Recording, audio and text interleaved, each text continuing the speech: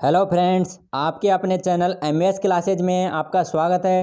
दोस्तों, आज का हमारा टॉपिक है अणु, परमाणु, मॉलिक्यूल और एटम। चलिए देखते हैं। सबसे पहले पढ़ते हैं अणु के बारे में। किसी तत्व अथवा यौगिक का वह छोटा कण जिसका स्वतंत्र अस्तित्व संभव हो क्या कहलाता है?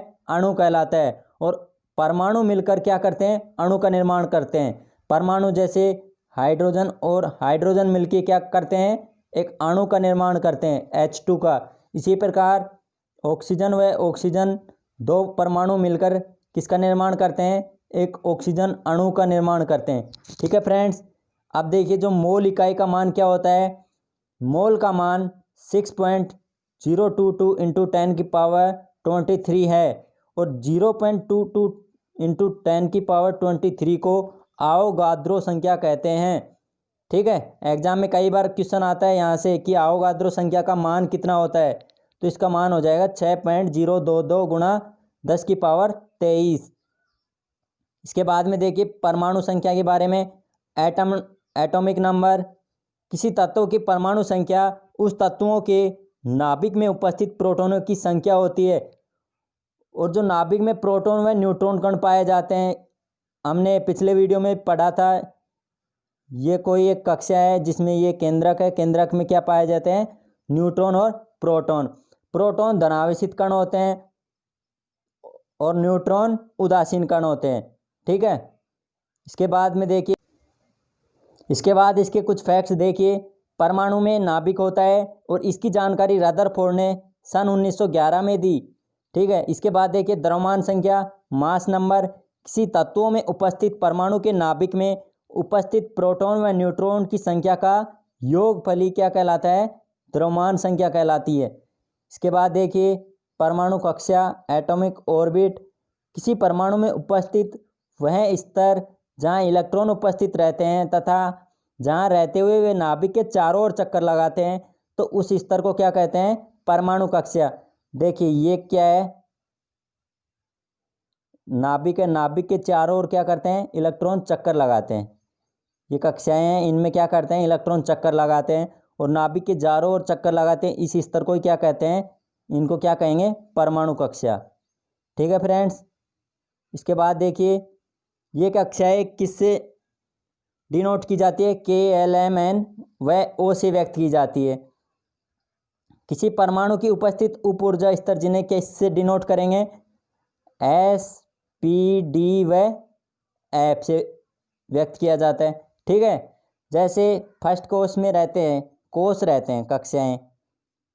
ये नाभिक है। नाभिक के बाद में ये सबसे पहले कक्षा कौन सी रहती है? K कक्षा। उसके बाद में L, उसके बाद में M, इसी प्रकार यह बढ़ती जाती है, फिर N। ठीक है, और इसमें देखिए उप कक्षा होती है कौन कौन सी? S, P, D, F। ठीक है, ये इनका विन्यास ज्ञात करने में काम आते हैं। जैसे हाइड्रोजन का विन्यास क्या होगा? 1s1। और हीलियम का क्या होता है? 1s2। ठीक है, इनके बारे में आगे विस्तार से देखेंगे। इसके भी कुछ फैक्ट्स हैं। किसी परमाणु की आंतरिक कक्षा में उपस्थित इलेक्ट्रॉन कोर इलेक्ट्रॉन कहलाता है। और किसी परमाणु की बाह्यतम कक्षा में उपस्थित इलेक्ट्रॉन संयोजी इलेक्ट्रॉन कहलाते हैं। इनके क्वांटम संख्या कितनी होती है? 4 होती है। जैसे पढ़ा था, परमाणु के जो आंतरिक कक्षा में उपस्थित इलेक्ट्रॉन होते हैं उनको तो कोर इलेक्ट्रॉन कहते हैं।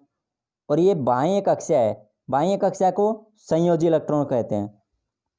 इसके बाद में समस्थानिक, हाइड्रोजन के समस्थानिक होते हैं। इसी प्रकार समस्थानिक क्या होते हैं, क्या उनके बारे में देखिए। ऐसे परमाणु जिनके परमाणु क्रमांक तो क्या होते हैं? समान होते हैं, परंतु उनकी द्रव्यमान संख्या भिन्न भिन्न होती है। ऐसे परमाणु क्या कहलाते हैं? समस्थानिक कहलाते हैं। और समस्थानिक में प्रोटॉनों की संख्या समान होती है, परंतु न्यूट्रॉन की संख्या अलग अलग होती है।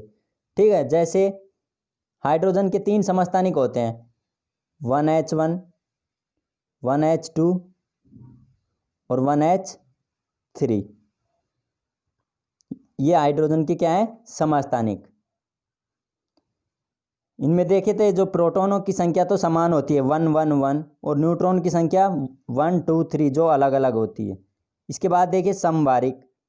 ऐसे परमाणु जिनके परमाणु क्रमांक तो भिन्न भिन्न होते हैं तथा उनकी द्रव्यमान संख्या समान होती है, ऐसे परमाणु क्या कहलाते हैं?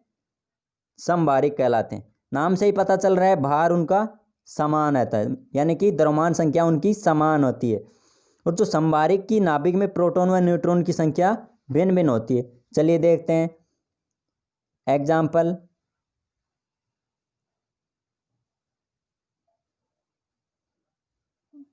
आर्गन, पोटेशियम, ये इनका परमाणु, ये द्रव्यमान संख्या है, ये परमाणु क्रमांक नीचे। इसी प्रकार कैल्शियम 20 नंबर पे आता है, कैल्शियम का परमाणु द्रव्यमान 40। इनका जो परमाणु द्रव्यमान तीनों का क्या है? समान है, परमाणु क्रमांक अलग अलग है। इसके बाद ये देखिए तत्वों का जो वर्गीकरण है आवर्त सारणी में किस प्रकार से किया गया था। आवर्त सारणी की खोज सन 1869 में रूस के वैज्ञानिक किसने की थी? मेंडलीफ ने की थी। और सन 1913 में मोजले नामक वैज्ञानिक ने आवर्त सारणी को नियम प्रस्तुत किया। आवर्त सारणी के प्रारंभिक तत्व तो क्या होते हैं? क्षार धातु एवं अंतिम तत्व अक्रिय गैसें होती हैं। अंतिम तत्व कौन कौन से हैं?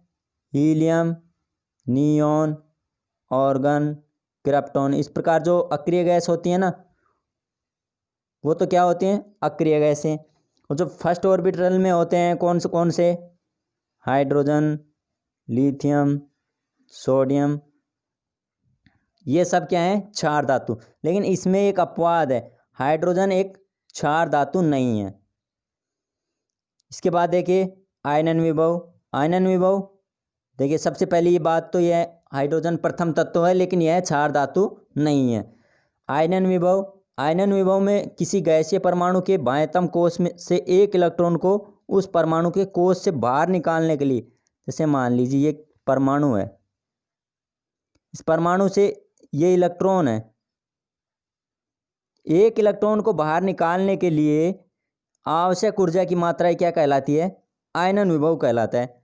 आयनन विभव या विद्युत ऋणात्मकता, जो फ्लोरीन है, फ्लोरीन की विद्युत ऋणात्मकता का मान सबसे अधिक होता है। एग्जाम में क्वेश्चन पूछ लिया जाता है कि विद्युत ऋणात्मकता सर्वाधिक किसकी होती है, तो इसका आंसर हो जाएगा फ्लोरीन। कितनी होती है? 4। ठीक है। और क्लोरीन की विद्युत ऋणात्मकता का मान, सॉरी यहाँ पे है फ्लोरीन। बात देखिए इलेक्ट्रॉन बंधुता, इससे रिलेटेड क्वेश्चन पूछा जाता है कि इलेक्ट्रॉन बंधुता का घटता हुआ क्रम या बढ़ता हुआ क्रम पूछ लिया जाता है। तो इसका जो घटता क्रम है सबसे ज़्यादा किसमें? क्लोरीन में, उससे फिर फ्लोरीन, फिर ब्रोमीन, फिर आयोडीन। आयोडीन में सबसे कम मात्रा में पाई जाती है। क्लोरीन की इलेक्ट्रॉन बंधुता सर्वाधिक पाई जाती है। और जो निष्क्रिय गैस होते हैं या जिनको क्या कहते हैं? नोबल गैस, कौन कौन सी होती है? Helium, neon, argon, krypton, xenon और रेडॉन। इनका गलनांक क्या होता है? निम्न होता है। जब हाइड्रोजन तत्व धनावेश होता है तो क्या कहते हैं? H+ प्रोटॉन कहते हैं। और ऋणात्मक होता है तो जैसे क्लोरीन है, ऋणात्मक होता है तो उसे Cl- कहते हैं। चलिए देखते हैं इनसे संबंधित कुछ क्वेश्चन करते हैं। एग्जाम में किस प्रकार के क्वेश्चन पूछे जाते हैं। गैसीय पदार्थों में उच्च दाब से निम्न दाब की ओर प्रभावित होने वाला गुण क्या कहलाता है? विसरण। इसका right answer option B. Next question, निम्न में से कौन सा तत्व पृथ्वी सतह पर सर्वाधिक मात्रा में पाया जाता है? सर्वाधिक मात्रा में ऑक्सीजन पाया जाता है। कितनी मात्रा में? 49.9%। नेक्स्ट क्वेश्चन, ठोस पदार्थों का सीधे ही गैस अवस्था में परिवर्तन हो जाना क्या कहलाता है? ऊर्ध्वपातन। इन सब के बारे में हमने पिछले वीडियो में डिस्कस किया था। अगर आपने अभी तक नहीं देखा है तो नीचे डिस्क्रिप्शन में आपको लिंक मिल जाएगी, आप वहां से देख सकते हैं। इसके बाद देखिए नेक्स्ट क्वेश्चन, जल का सर्वाधिक घनत्व कितना होता है? 4 डिग्री सेंटीग्रेड पर जल का सर्वाधिक घनत्व होता है। नेक्स्ट क्वेश्चन, ऐसे परमाणु जिनके परमाणु क्रमांक तो समान होते हैं लेकिन उनकी द्रव्यमान संख्या भिन्न भिन्न होती है, वो क्या कहलाते हैं? समस्थानिक कहलाते हैं। और जिनकी द्रव्यमान संख्या समान हो वो क्या कहलाते हैं? समभारिक कहलाते हैं। ओके फ्रेंड्स, आज का वीडियो यहीं समाप्त होता है। अगर वीडियो पसंद आए तो लाइक करना और अगर आप हमारे चैनल पर नए हैं तो कृपया चैनल को सब्सक्राइब कर लें ताकि मेरी वीडियो की नोटिफिकेशन सबसे पहले आप तक पहुंच सके। धन्यवाद।